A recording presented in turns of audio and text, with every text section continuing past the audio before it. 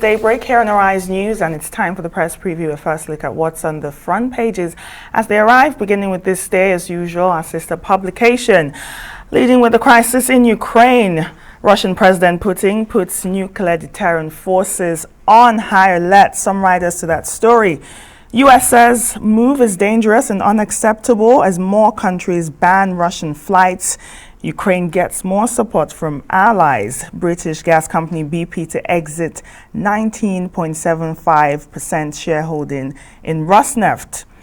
Russians rush for dollars as sanctions threaten ruble collapse. More headlines in this day newspaper. Concerns as NNPC recorded zero remittance to Federation accounts in January as petrol subsidy gulped 210 billion naira. Also, OPEC plus trims forecast 2022 oil markets surplus. Above the nameplate of this day this morning, APC governors still divided over zoning of party offices.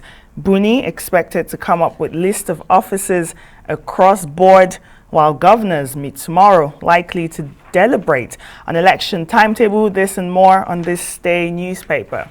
We'll move on now to the Tribune. And federal government confirms 4,000 Nigerians stranded in Ukraine demands their safe passage. Putin puts nuclear forces on high alert. A special report on page 22 how 14.37 billion naira NEPSA diverted funds stall development at Calabar, Kano Free Trade Zones. APC convention, I am the candidate to beat. That's Senator Adamu speaking. An appeal court ruling upsets NJC decisions on Honore over 1,000 ex-judges. All right, we look at leadership now. The headlines here. Russia-Ukraine war anxiety over Nigerian students still trapped at Polish borders with about 3 riders. FGR stranded citizens to move to Romania, Hungary borders. Russian military puts nuclear weapons in high alert.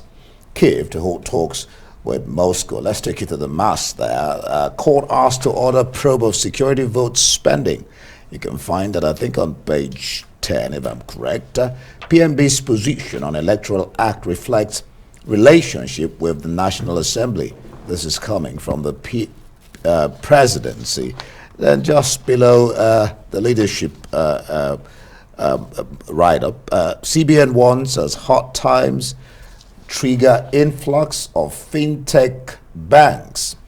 Then just above the Russia-Ukraine war, ACF Ohaneze set justice, equity as criteria for 2023 presidency. And beside the side of the headlines, you have maritime workers to shut down Lagos on a ports over local content breach. And then just below that, where you have the picture of Amechi, Adamawa community protests land encroachment by Cameroon. That's from the leadership newspaper. And the Punch this morning also leading with Russia-Ukraine war, but from another angle. It says fuel scarcity may persist here in Nigeria as oil vessels face delay on sea. More headlines, the Punch this morning, leading pictures here. Federal government directs fleeing Nigerians to head for Romania and Hungary. Foreign papers, be brave for your mother. That's what's on the front page of the Daily Mirror. All right, The Nation, the headline here, 2023, INEC polls timeline creates anxiety in APC, PDP. You have 2 riders there. Ruling party, about 4 riders rather. Ruling party leaders G3, Progressive governors, Buhari meet tomorrow. 13 ministers, Abanudodehe in dilemma. Opposition party begins consultation. Okay, so we can look at other stories here on this day newspaper. It says APC governors still divided over zoning of party offices. Well, this comes as INEC releases the timeline for the 2023 elections.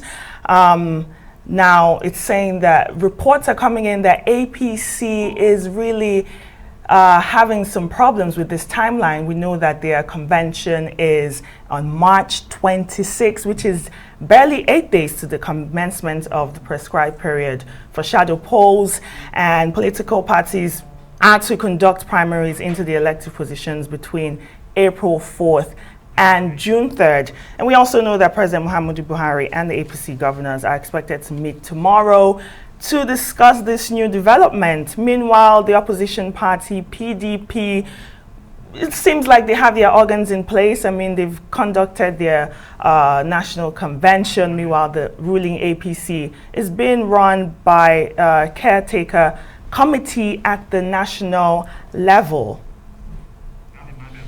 It looks like we have Emmanuel Bello. Emmanuel, glad to have you join us on Daybreak. Let's look at what the leadership paper is saying. The Russia and Ukraine war anxiety over Nigerian students still trapped at the Polish borders. And then, of course, we'll have about 3 riders there that FG is asking stranded citizens to move to Romania, Hungary borders. Russia military puts nuclear weapons on high alert. He talks about aggression from NATO and Europe. Kyiv to hold talks with Moscow, and it's being reported that Zelensky will take his own teacup and his own tea staff because he doesn't even trust the air in Lukashenko's side or Russia for that matter. So what's your sense of what is happening there?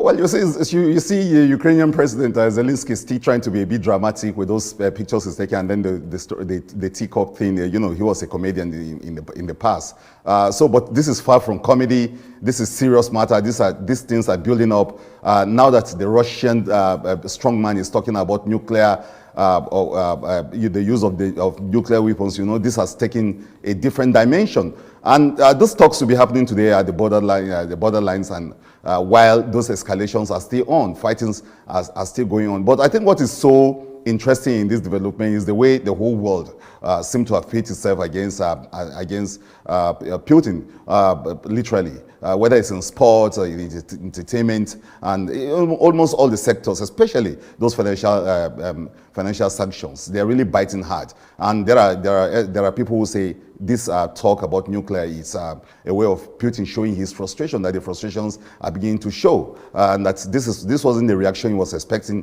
First, not even the reaction from Ukraine, where he thought he would be received, you know, this revolution of his will be received very well by the people. It will be welcomed with flowers. The soldiers will overthrow Zelensky. But that didn't happen. But even worse is that the entire world seemed to be arrayed against him, with even reluctant nations like Germany suddenly announcing making a U-turn, Japan joining in this, you know, fierce build-up against him. And of course, some people say that got him thinking, and those who understand how his mind is working say that he's beginning to see that, well, this is not the outcome he was expecting, and so he needed to up the game, he needed to up the ante, and that's why the introduction of the nuclear thing. It's interesting too that Nigeria is in the news, trying to get those trapped citizens there out, and actually even showing some roots. It seems to be some form of seriousness on the part, not like the kind of thing we used to see, some seriousness on the part of the federal government, try to get people out of danger zones. Emmanuel, it seems like Russia's president is playing his hand a bit too much, and also bringing it back to Nigeria, like you just mentioned. The Punch is reporting that fuel scarcity may persist. We've been witnessing some fuel scarcity over the past 3 weeks or more, and now it's reporting that the ongoing war between Russia and Ukraine may extend that fuel scarcity. It's saying that a bulk of refined products may be delayed at sea, and this report is coming in also as some traders who supply Nigeria with refined products saying that they might pause due to deficit of supply of crude oil from the Nigerian National Petroleum Company. Also, this day newspaper is reporting on the NNPC recording zero remittance of Federation accounts in January. Emmanuel, what are your thoughts? I think the This Day report is a very disturbing one, and it's one of those, Emmanuel, are very, very insightful kind of reports on going on in the oil industry. Very interesting story, especially the fact that it's bringing to the fore the only paper that is reporting what we're earning now from the oil, what NNPC is remitting. And it's quite daunting that at this point, where you're having all this crisis, you're having those zero remittance. That will have a lot of implication for states around the country and many other institutions that depend solely on these monies to be able to even pay basic things like salaries and the rest. So this has a lot of implications for that. But then it's pointing to the story itself, the Emmanuel Ade story is pointing to why we're having those zero remittance problem or things that is serious governance, serious leadership can deal with. The problem of those cuts in oil productions, the crisis of those rigs that are not working, those refiners that are not working, even the problem of oil theft and all the other, and then the crisis of subsidy. These are all in that story. You see Emmanuel Ade trying to offer solutions or trying to say these are the reason why we're having those zero remittances. I think a serious government would look seriously into this, because this is a very, very serious development, and it's the second time it's happening with serious real implication for an economy that is already stretched to its limits. Emmanuel Bello, thank you so much for your time.